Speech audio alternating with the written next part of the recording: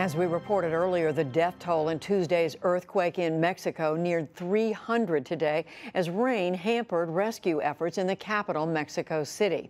In a moment, William Brangham will have a look at how the city has sought to harden itself since the last big quake in 1985. But first, William joins me again tonight from Mexico City. So, William, what can you tell me about the rescue efforts of people who are reportedly supposed to be trapped in that office building behind where you are? Yeah, Judy, it is a really extraordinary story that's given people here a lot of hope. Using a whole series of very high-tech technology, thermal cameras, motion detectors, apparently even an Israeli piece of equipment, and an Israeli team that was able to zero in on cell phones. They believe that they have found at least six people in that office building behind me that are trapped there, and they are all believed to still be alive.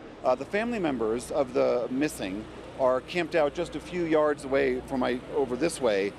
They have been told, and they are telling the press, that food and water has been able to be sent into these people that are trapped there, but efforts are underway right now to try to get them out.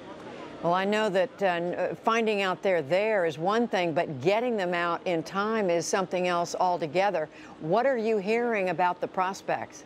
Well, that's absolutely right. It's obviously a race against time. Rescuers have said that they think that they've got 9 different access points that they can use to access where they are, and so they are slowly working their way into it. The tricky part is that's a very fragile building behind me, and as you can see, unlike a lot of the other sites that we visited here, it's not swarming with people. It's just a few people up there because they're worried about collapsing the structure. But the idea is if they can get through one of these access points, they might be able to reach those people inside. So, William, this is still an active rescue site, but I understand at a number of other sites they've stopped the searching. Yes, that's right. The Mexican president today said that of the 38 sites that used to be rescue operations, only 10 of them remain active rescue operations. And there's one other larger concern that's been going on here, which is not just for the buildings that have been collapsed, but what to do with the thousands of other buildings across Mexico City that are damaged. While most of the attention remains on search and rescue across the city, there are an untold number of victims like Silvia Barroso.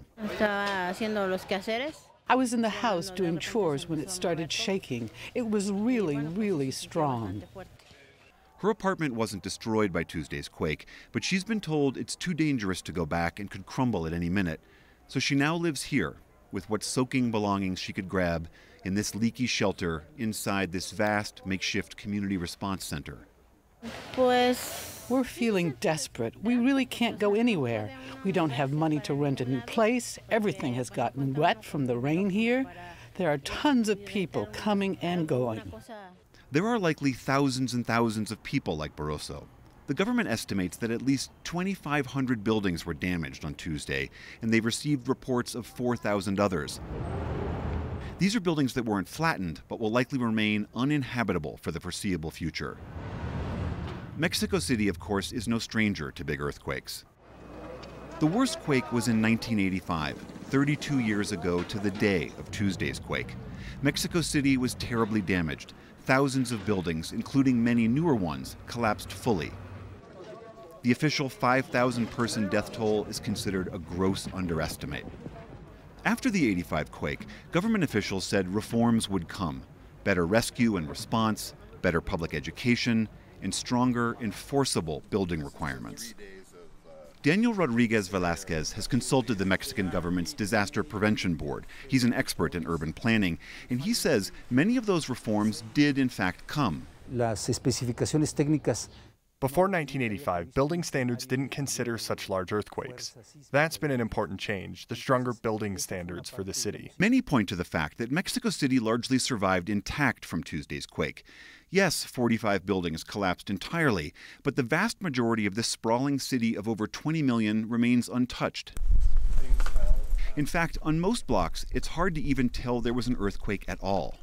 Daniel Rodriguez agrees those post-1985 reforms did save lives and save structures.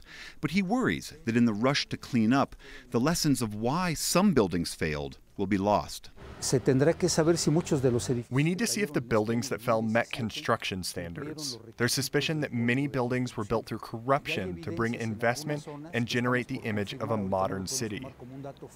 We need to have the scientific and technical information to be able to determine the causes of collapses and, when applicable, criminal responsibility. In fact, just a few blocks away, Rodriguez showed us what he's concerned about. 4 families lived in what was a 5-story apartment building here. It looked like this on Tuesday, and now it's being completely demolished. People here said no investigation had been done. Javier Morales Acosta lived here with his wife, daughter, and grandson. He was at work when the quake struck. My first thought was of my wife and family. My wife was at home. I tried to call, but she didn't answer, so I knew something had happened. His wife was injured but got out alive. She's at the hospital now. He says they've lost absolutely everything. We haven't been able to recover anything. When something like this happens, the first thing people ask you for is ID, but everything we had is buried. There's a rush to bring in heavy machinery and clean up the rubble to demolish buildings. Just like in 1985, it's a political move. The government is in a rush because a presidential election cycle is just starting. Morales' house and all his family's belongings are being carted away in an afternoon, as officials here face the competing demands of trying to learn from this disaster versus cleaning up and getting back to normal. In Mexico City, I'm William Brangham for the PBS NewsHour.